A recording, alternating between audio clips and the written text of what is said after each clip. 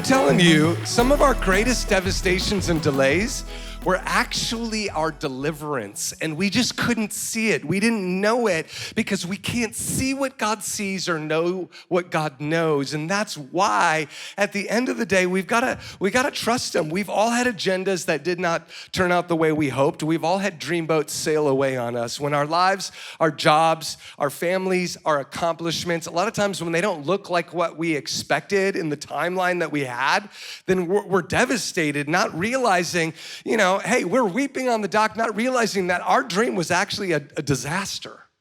And God was rescuing us from that. And at the end of the day, I don't know if I even know what makes me happy. Can I just be honest?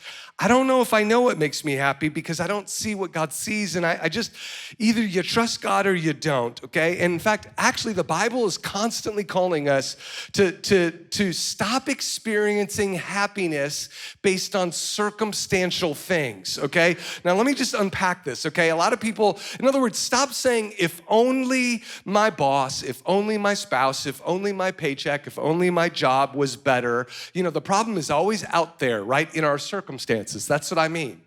And get this. In fact, the Bible actually teaches that happiness doesn't come from circumstances. So then where does it come from? Well, King Solomon wrote in Ecclesiastes 6:1, he actually makes the case in Ecclesiastes 6:1 that happiness and enjoyment operates completely independent of our circumstances. And let me read it to you, Ecclesiastes 6:1.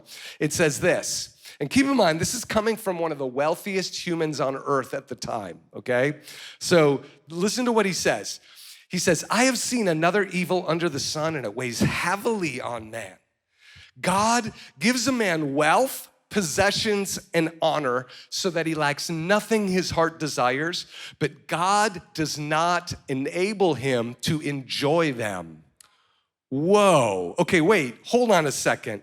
God gives wealth, possessions, and honor. I mean, these are things that people spend their lives pursuing. Honor, prestige, acknowledgement. They want awards, they want wealth, they want opportunities. And yet, God says, still have no pleasure or the ability to enjoy them. Okay, whoa. Okay, believe it or not, the scientific research actually proves this is true, okay? So get this. There was a study done on how much money affects happiness, okay?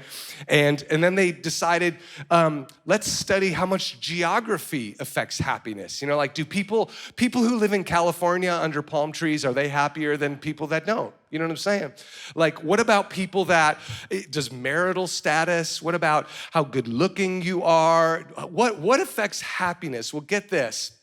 They found that when you put all of those things together, that they only affect your happiness by a grand total of 10%. Circumstantial things will only affect your happiness by a grand total of 10%. And so it kind of begs the question, well, then what accounts for the other 90%? You know what I'm saying? Solomon argues it's God, right? God is the one who can turn on the happiness switch. And where did he learn that? He learned it from his dad, who said in Psalm 62:1, my soul finds rest in God alone.